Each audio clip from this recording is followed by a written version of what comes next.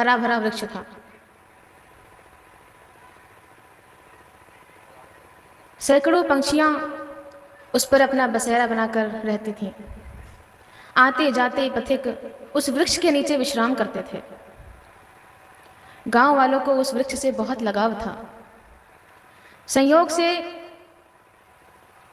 कुछ समय बाद धीरे धीरे उस वृक्ष के पत्ते पीले पड़ने लगे, सूखने लगे, झड़ने लगे, और देखते ही देखते धीरे धीरे पेड़ सूखकर लकड़ी जैसा हो गया। गांव वालों ने बहुत सीधा पानी किया, बहुत सिंचाई, बहुत ध्यान दिया, लेकिन वृक्ष की हालत में सुधार नहीं आया, वो सूखता चला गया। संयोग से उस गांव में एक संत का आना हुआ। गांव वालों ने संत के सामने अपनी समस्या रखी। संत ने योग विद्या के द्वारा उस वृक्ष का परीक्षण किया और बताया कि इसकी जड़ में कीड़े पड़ गए हैं। आप लोग कितनी भी सिंचाई कर लें, जब तक इस कीड़े का समाधान नहीं करेंगे, वृक्ष फिर से हरा भरा नहीं होने वाला। और मैं कहती हूं कि अगर मन में कीड़े पनप गए तो कभी भी परिवार हरा भरा नहीं हो सकता। सदस्यों के बीच परिवार में अगर फूट के कीड़े पनप गए तो कभी भी परिवार हरा भरा नहीं हो सकता। उस संत ने औषधि बताई, गांव वालों ने उपचार किया और वृक्ष धीरे धीरे फिर से हरा भरा हो गया।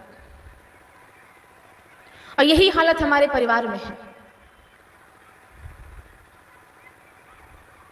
जब एक दूसरे का सम्मान खो जाता है, एक दूसरे के बीच परस्पर प्रेम नहीं रहता है, समर्पण नहीं होता है, तो वो घर टूट जाता है, उस घर में फूट पड़ जाता है। और इसका भी इलाज है कि एक दूसरे के प्रति प्रेम हो, समर्पण हो, सम्मान हो, श्रद्धा हो।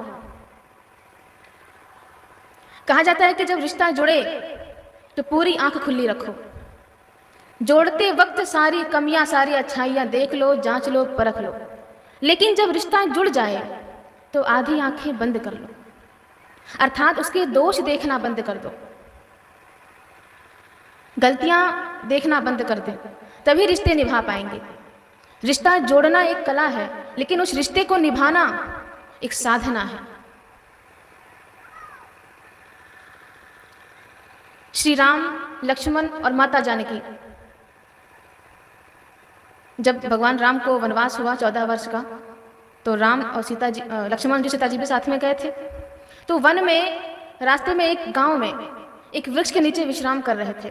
तो उस गांव की जो वधूटियां थी, जो महिलाएं थी, बहुएं थी, वो माता जानकी को घेर कर बैठ गईं। परिचय पूछने लगी कि ये आपके कौन हैं, ये सांवले सरकार हैं, ये कौन है? तो उनकी मुस्कुराहट से मालूम पड़ गया कि ये तो इनके पति देव जी हैं। तो ठीक है, ये जो दूसरे भैया जी हैं गोरे, ये कौन है?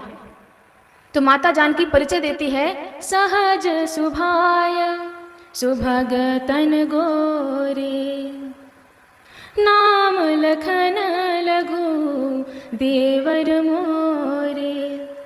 परिचय में क्या कहती है कि सहज सुभाय सुभग तन गोरे और नाम लखन लघु देवर मोरे। इनका स्वभाव बहुत सरल है, ये बहुत सज्जन है, ये मेरे छोटे देवर हैं। अब आप बताइए, जिन जिन ने रामायण देखी है, सुनी है, पढ़ी है, लगभग सबने सुना पढ़ा होगा और टीवी में तो बराबर देखा होगा। लक्ष्मण जी का स्वभाव कहीं से मीठा है, कहीं से भी सरल है। हर बात पर जो धनुष बाण निकाल के बैठ जाते हैं। लेकिन माता जानकी कैसे परिचय देती है? क्योंकि हम परदेश में हैं, हमें अपने परिवार के सदस्यों की खामियां नहीं देखनी है, उनके दोषों का बाहर प्रदर्शन नहीं करना है। और माता जानकी ये बात भूल सकती है कि भरी सभा में लक्ष्मण जी ने कैसे ललकारा था कि कही जनक अनुचित वाणी। उनके पिता का सीधे नाम लेके बुलाया था, ना आगे विदेह राज, ना राजाधिराज। इतने बड़े राजा को ऐसे डांट के ललकारा था। इस जनक ने ऐसी अनुचित बात कही है, इस तरह से बात किया था। कोई पुत्री अपने पिता का इस तरह का अपमान सह सकती है? लेकिन फिर भी बाहर वालों के पूछने पर माता जानकी अपने देवर का कैसे परिचय देती है? सहज सुभाय सुभग तन गोरे। ये बहुत ही सज्जन है, बहुत ही सरल है। तो कभी भी बाहर वालों के सामने अपने परिवार के सदस्यों का दोषों का वर्णन नहीं करना चाहिए, बल्कि जो गुण हम उसमें देखना चाहते हैं, दो चार बातें उस गुण के बारे में भी बोल देना चाहिए। उस सदस्य का आपके प्रति श्रद्धा जागेगी, और वो प्रयास करेगा कि जो गुण नहीं है वो अपनाने का प्रयास करेगा। दो महात्मा जी थे, एक राजा के यहाँ भोजन के निमंत्रण में गए। भोजन से पहले स्नान की बात थी। एक महाराज जी अपना आसन बिस्तर ठीक कर रहे थे, दूसरे महाराज जी नहाने गए थे।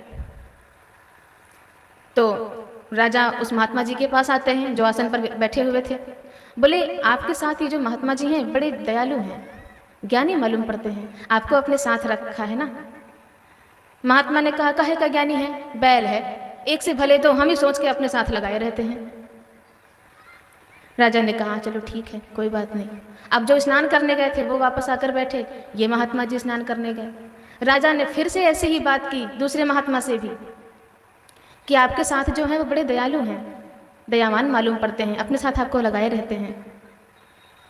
ये महात्मा जी भी वही बोलते हैं, काहे का ज्ञानी, काहे का दयालु, वो क्या अपने साथ लगाएगा, मैंने अपने साथ लगा रखा है, घोड़ा है, खा खा के घोड़ा जैसा शरीर बना लिया है बस।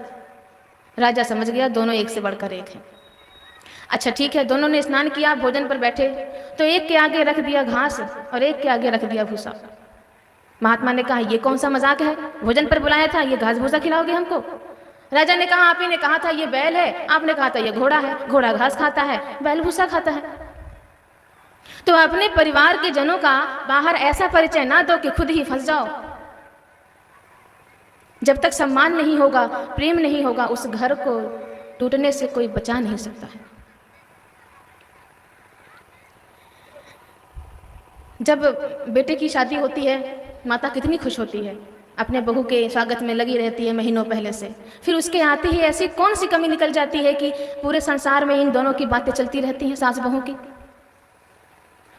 कौन सा ऐसा कमी निकल जाता है कि नंद भाभी की बातें चलती रहती हैं। बहुओं की या बहनों की अगर बात करें, अगर उनकी माँ डांट लगाती है तो उसको डांट कहती हैं, 2 दिन में या 2 घंटे में ही सब कुछ ठीक हो जाता है और पूरे प्रेम से, पूरे हृदय से अपने माँ के साथ सब कुछ ठीक हो जाता है। फिर से वही प्रेम, फिर से वही व्यवहार। लेकिन जब सासू माँ 2 बातें बोल देती है तो उसको ताने का नाम क्यों दिया जाता है? और उसको ताने का नाम देकर जीवन भर के लिए गांठ बांध कर लेके चलती हैं। इस दिन इन्होंने ये कहा था, इस दिन इन्होंने ये कहा था, उस दिन इस बात पर ये कहा था। और इधर माताओं का भी वही स्वभाव, सासू माओं का भी। अगर आप अपनी बेटी की गलतियां नज़रअंदाज कर सकती हैं, उसे सिखा सकती हैं। 30 साल की बेटी अगर आपके घर में बैठी है तो वो भी आपके लिए बच्ची है, लेकिन 22 साल की लड़की जो शादी करके आपके यहाँ आई है, उसको आप अपने बराबर की, जैसे मैंने संभाला है वैसे वो भी संभाले। मतलब आप 50 साल की हैं, वही काम वो 22 साल की उम्र में परफेक्ट करने लगे, एकदम आपकी तरह। तो सासू माओं को भी चाहिए कि पुत्री के समान प्रेम दें, और बहुओं को भी, बेटियों को भी चाहिए कि अपनी माओं को, सासू माओं को बराबर सम्मान दें और प्रेम दें। उनकी बातों को भी वो गांठ ना बांध लें, या तो क्षमा कर दें या क्षमा मांग लें, तभी घर वो फलता फूलता है। वरना इस धरती पर सबसे बड़ा नरक वही है जिस घर में आपस में प्रेम नहीं होता। जिस घर में प्रेम सम्मान नहीं होता है वो घर घर नहीं, मरघट के समान होता है। और प्रत्येक व्यक्ति उस घर में घुट घुट के जीता है कि थोड़ा सा भी मौका मिल जाए तो कब वो घर छोड़कर भागे। इसीलिए जब कोई भी अपने पैरों पे खड़ा हो जाता है, बाहर पढ़ लिख कर इस काबिल हो जाता है, तो वो अलग अलग घर देखो बना लेते हैं, घर में एक साथ नहीं रहना चाहते हैं। विधि प्रपंच गुण अवगुण साना, मानस में बड़ी सुंदर बात लिखी है बाबा ने कि विधाता के बनाए गए संसार में प्रत्येक जीव में, प्रत्येक व्यक्ति में गुण और अवगुण सने हुए हैं। कोई ऐसा नहीं जिसमें कोई अवगुण ना हो, और कोई ऐसा नहीं जिसमें सिर्फ अवगुण हो, गुण ना हो। सब में गुण और अवगुण समान रूप से विद्यमान है। तो रिश्ता तभी बढ़िया से चलेगा, परिवार तभी सुखी रहेगा, जब हम एक दूसरे की दोष, एक दूसरे की गलतियां ना देखें।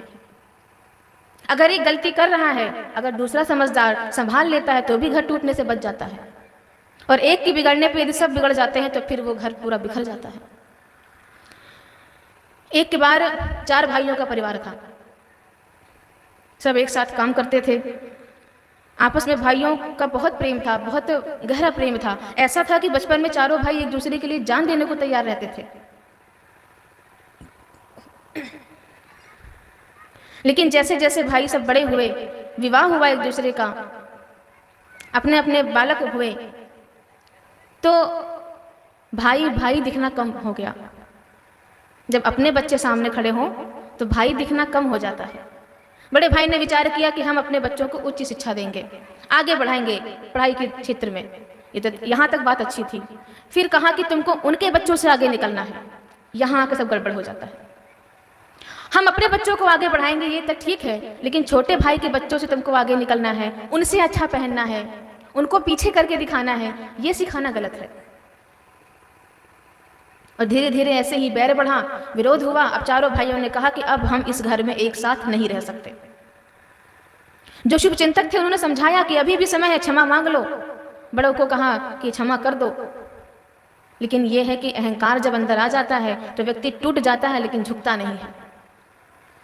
अंगारे को समझना चाहिए कि उसका वजूद अंगीठी के अंदर है। जो अंगारा, जो कोयला थोड़ी सी हवा से, थोड़े से तूफान से उचटकर अंगीठी से अलग हो जाता है, वो बाद में राख हो जाता है, उसका कोई अस्तित्व नहीं रहता है। ऐसे ही अपने परिवार से जब व्यक्ति अलग हो जाता है, तो जो चारों भाई व्यापार एक साथ कर रहे थे, दिन दुगना रात चौगुना जो मेहनत करके कमा रहे थे, इतना ऊंचा व्यापार खड़ा किया था, सब धीरे धीरे धीरे धीरे गाड़ी रिवर्स में चलने लगी और एक दिन आकर सब समाप्त हो गया।